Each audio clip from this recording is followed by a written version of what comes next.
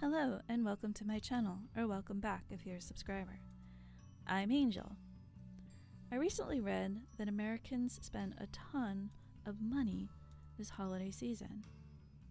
In the United States, parents were planning on spending an average of $422 per child, and 43% felt pressured to spend more money than they could afford during the holiday season. And it got me to thinking about Americans' history with debt. It really feels like credit card debt is this evil, crushing, lurking nemesis that's been around for a really long time. And I just wanted to find out if that was true. And I wanted to know, are we really a nation of debtors? And at what point in time were we able to live well on our income? I looked back as far as 1901 in search of an answer, and I discovered three surprising things. Fewer people have debt than I thought. Credit card debt is a relatively new phenomenon, and I was wrong about what people with debt were spending their money on. Now I understand why I had the ideas that I had, and I'm going to share what I learned with you. We've likely all heard this. Over the last decade, U.S. household debt has grown by 11%. And today, the average household with credit card debt has balances totaling over $16,000. We've all heard things like 69% of all Americans have less than $1,000 in savings. That means that about 2/3 of the country is essentially living paycheck to paycheck. In other words, they are one relatively small financial crisis away from bankruptcy. Something like a cold spell that lasts a little longer than they anticipated and drives up the heat bill. Or a problem with their car. You get the idea. So it made sense to think that a large group of American non-savers had added 11% over the last decade to make their credit card debt $16,000. And I admit, I thought most people with credit card debt were out spending more money than they had on wasteful things. And while over-consumerism does exist, those people are a small minority. The average American household hasn't ever carried the kind of crushing debt we hear about today, except over a century ago. According to the Bureau of Labor and Statistics, 1901 was really the only time that the average American household did not live on what they earned. They lived a little bit more than 2.5% beyond their means.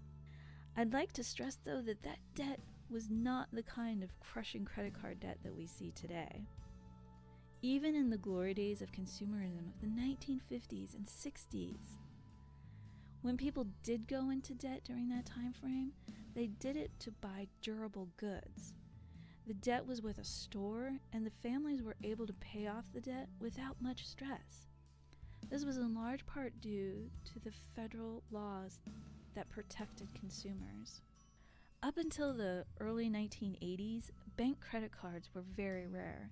The banks gave the credit cards to their best, aka wealthiest, customers who paid off the credit cards at the end of every month.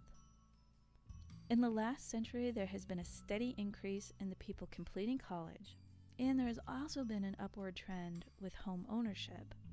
Those are two areas that have long been viewed as the bedrock of socioeconomic advancement and often considered good debt. But that also means that college-educated homeowners are unlikely to have significant savings or tons of credit card debt. Although most Americans consider debt a necessity in their own lives, such as student loans and mortgages, they view debt as a negative force in the lives of others. People often think of other people's debt as credit card debt. 79% of people surveyed indicated that other people use debt irresponsibly, and 85% feel debt is used by others to live beyond their means. Given the information that I've always seen, I can see how people would feel like this was an informed position, because that's how I felt. But even today, the average American household should be able to cover all of their expenses. So I looked to see just how many households had credit card debt. It's about 38%. I was surprised. I'm not saying that 38% is a good number. I was just surprised because I thought it was going to be a lot higher. A carefully guarded secret of the credit card industry is that about a quarter of cardholders have accounted for almost 2/3 of interest and penalty fee revenues. Nearly half of all credit card accounts do not generate finance or fee revenues. That means the majority of credit card holders are paying off their credit cards every single month. As most of us know, interest fees can be very high. Those high rates are made possible by the U.S. Supreme Court. In 1978, a Supreme Court decision effectively ended consumer interest rate limits and the federal usury laws, the laws that made durable goods on affordable credit accessible to middle-class households just a few decades earlier. The deregulations suddenly allowed high interest rates and penalty fees, and credit cards became a significant source of bank profits. After the small recession of the early 80s, banks began aggressively pushing for more deregulatory policies. In 1996, another Supreme Court ruling changed the industry. The decision ended state regulatory limits on credit card fees. That means that access to credit cards for the average household is a recent change. So already we know that fewer people have credit card debt. Credit card debt is a new phenomenon. And now to the most surprising part. Who's carrying this credit card debt and why? Credit card companies are predatory. Households with the lowest net worth, zero or negative, hold on average the highest levels of credit card debt. That means that these people are using credit cards just to survive. They're not living beyond their means, they're using them to make ends meet. But I think credit cards are not going to be the debt crushers they are today in about 20 years because young Americans don't like credit card debt. According to another survey, millennials and Gen Xers were less likely than boomers and members of the silent generation to say that loans or credit cards have expanded their opportunities. I also discovered that boomers are most likely to carry higher balances across the net worth spectrum than Gen X and millennials.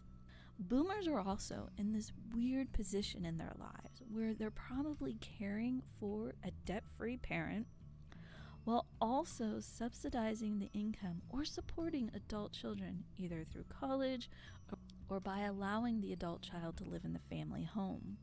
With effort, most Americans could pay off their credit card debt in a short amount of time. It's just that small group of non-asset holding Americans that, in my opinion, needs significant or maybe even professional assistance. As our disdain for credit card debt has grown in America, the way people use credit cards have also changed. People are working towards becoming credit card debt free. So if you went a little overboard on Christmas presents this year, don't worry, you're obviously not alone. You're probably very likely to be able to pay off that debt in a short amount of time. And maybe you should. Everybody else is doing it. If you learned something in this video, be sure to give it a thumbs up. If you want to see more videos like this one, subscribe to my channel. I'll see you next time. Bye!